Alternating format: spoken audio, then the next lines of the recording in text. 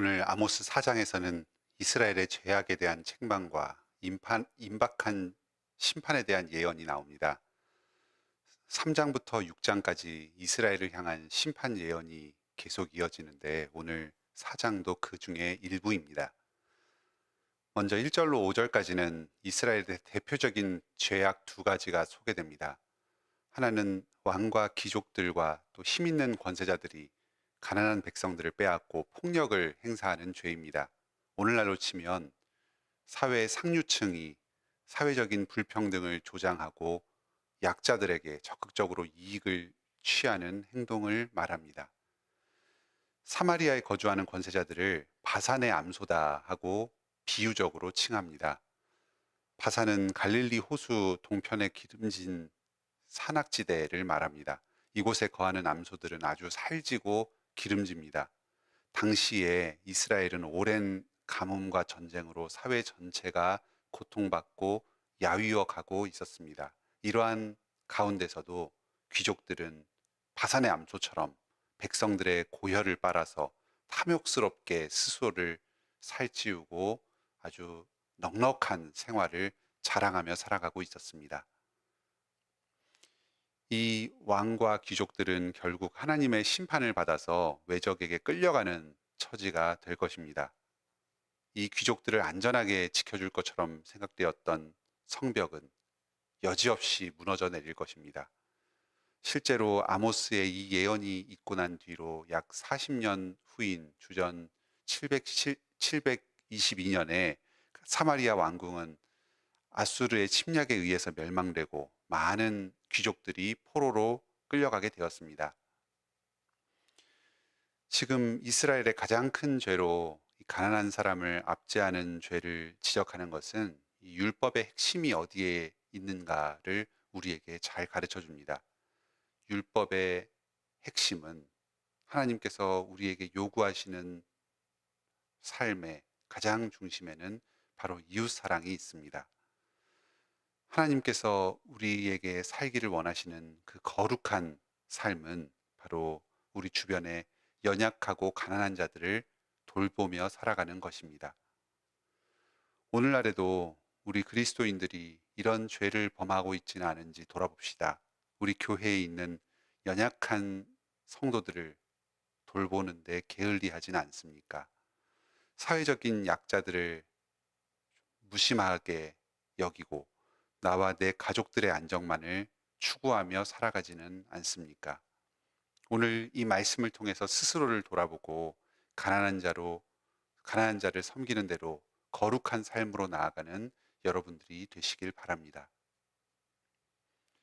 오늘 본문에서 지적하는 이스라엘의 두 번째 중요한 죄는 바로 거짓된 예배를 드리는 것입니다. 예루살렘 성전 이외에 베델의 제단을 마련해 두고 제사를 드렸습니다. 당시에 남유다와 북이스라엘로 분열된 상황에서 북이스라엘의 백성들이 예루살렘으로 예배드리러 내려갔다가 남쪽 유다의 영향을 받아서 그쪽에 정착한다든지 자신의 그 왕국의 세력이 약화되는 것을 두려워한 까닭입니다.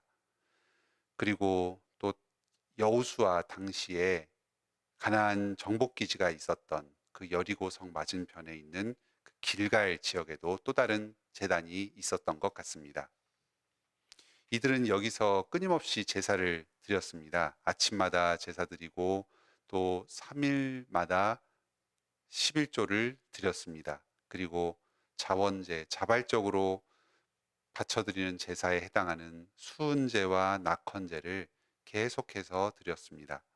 평소의 삶에서는 하나님을 그리 기뻐하지도 않고 하나님의 말씀에 전혀 순종하며 살지도 않으면서 잘못된 방식으로 제사를 열심히 드리는 것만으로도 하나님의 축복을 얻을 수 있다고 생각하였습니다. 하나님께도 제사 드렸지만 다른 여러 우상들 또한 그만큼 열심히 섬겼습니다. 하나님은 그 중에 많은 신들 중에 한 신에 불과하였습니다. 지금 이 이스라엘 백성들이 드리는 예배는 잘못된 예배이고 우상숭배적인 제사였습니다. 하나님께서는 이런 제사를 결코 기뻐하지 않으시고 받지 않으십니다. 오늘날 우리들의 예배를 돌아볼 수 있기를 원합니다. 우리는 하나님의 말씀에 따라서 예배를 드려야 합니다. 또 우리 개인의 개인적인 이익을 충족시키기 위해서가 아니라 오직 하나님을 높이는 동기에서 예배드려야 합니다. 우상과 하나님을 겸하여서 섬겨서는 안 되고 오직 하나님만을 섬겨야 합니다. 그리고 형식적인 예배를 드리는 것이 아니라 감사와 순종의 삶으로 이어지는 우리 삶 전체를 통해 드리는 거룩한 삶의 예배를 드려야만 합니다. 오늘 이 말씀을 통해서 온전한 예배, 우리의 죄를 회개하고 예수 그리스도의 은혜만을 간절히 의지하며 하나님께 나아가는 그런 예배를 드리시기 바랍니다. 이어서 6절로 13절에서는 하나님께서 이 패역한 백성들에게 곧 최후의 심판을 내리실 것을 경고하고 있습니다. 어서 빨리 회개하고 돌이킬 것을 촉구합니다. 지금까지도 이스라엘에 많은 경고가 주어졌습니다. 큰 가뭄으로 식량이 떨어지게 되었고 마실 물도 모자라게 되었습니다.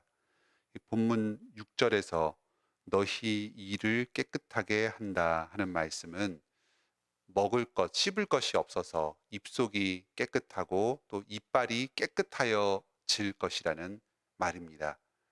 먹을 식량이 전혀 없게 된 상황을 좀 이미지로 나타내고 있습니다.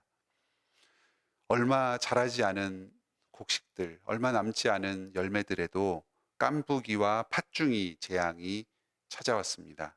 깐부기는 곡식이 말라 죽게 되는 이 식물에게 전파되는 전염병입니다. 그리고 팥중이는 메뚜기과에 속하는 곤충인데 곡식을 갉아먹습니다. 이런 자연재해들로 말미암아서 얼마 자라지도 못한 곡식과 과일 열매들이 다 말라 죽어버립니다. 또 전염병이 돌아서 많은 사람들이 죽거나 고통받게 되었습니다. 또 외적의 침입으로 말미암아 많은 젊은이들이 죽었습니다. 이 공동체의 미래가 점점 더 사라지게 되었습니다. 성이 공격당해서 불타고 많은 재산과 사람들을 잃었습니다. 하지만 이스라엘은 이렇게 하나님께서 내려주시는 수많은 재앙들에도 불구하고 그 속에 감추어져 있는 하나님의 경고를 알아채지 못한 채로 계속해서 죄악 가운데 머물러서 우상 숭배적인 제사를 행하며 살아갔습니다. 오늘날에도 우리가 겪는 우리 주변에서 일어나는 수많은 사건, 사고와 자연재해들 가운데 어떤 것들은 하나님께서 이 교회와 이 민족에게 주시는 경고일 수 있습니다. 우리의 죄를 회개하고 주님의 은혜를 더욱 간절히 사모하는 계기가 되기를 바랍니다. 오늘날 우리가 처한 여러 국가적인 어려움, 사회적인 어려움들을 통해서 우리 민족 전체가 스스로의 비참한 처지를 깨닫고 스스로의 죄를 돌이키며 하나님께로 돌아오게 해주시기를 함께 기도합시다. 장차 이스라엘에게 닥칠 최후의 심판은 지금까지의 여러 재난들, 재해들, 하나님께서 이스라엘에게 주신 경고들을 훨씬 능가하는 큰 재앙이 될 것입니다. 천지를 창조하신 하나님이십니다. 하나님께서 그 전능하신 능력으로 더욱 철저하게 심판을 내리실 것입니다. 해가 어두워지고 높은 산이 허물어질 것입니다. 12절에 이렇게 경고하고 있습니다. 이스라엘아, 네 하나님 만나기를 준비하라. 어떤 사람에게는 하나님을 만나는 날이 기쁨과 해방의 날이 될 것입니다. 하지만 자신의 죄를 회개하지 않고 계속해서 악을 행하면서 거짓된 예배에 머무르는 이 이스라엘의 왕과 귀족들, 또 여러 죄악 가운데 빠져서 사는 백성들은 큰 두려움과 멸망 가운데 하나님을 만나게 될 것입니다. 이 이스라엘에 주어진 이 질문은 우리에게도 동일하게 주어집니다. 교회와 성도들아, 내 하나님 만나기를 준비하라. 우리는 장차 예수 그리스도께서 재림하실 때에 기쁨으로 그분의 얼굴을 다시 만나 뵐 수 있을까요? 다시 회개하고 주 예수를 믿읍시다. 그러면 재림과 최후 심판의 날이 우리에게는 큰 기쁨과 축복의 날이 될 것입니다. 오늘도 죄악 가운데 살아가는 우리를 불쌍히 여겨주시고 결코 포기하지 않으시고 계속해서 말씀으로 초청하시는 주님의 은혜를 감사합시다. 오늘 우리에게 들려주신 이 아모스서 4장의 말씀이 우리로 우리를 죄로부터 떠나서 하나님께로 돌이키게 만드는 하나님의 축복의 부르심의 말씀입니다. 주님의 이 부르심에 화답하여서 회개하고 주 예수를 다시금 믿기로 결심합시다. 죄에서 벗어나서 이웃사랑을 행하고 참된 예배를 드리기로 다시 한번 다짐하고 결심하시길 바랍니다. 예수 재림의 날에 기쁨으로 예수님의 얼굴을 맞이하는 우리 모든 관악교회 성도님들 되시길 바랍니다.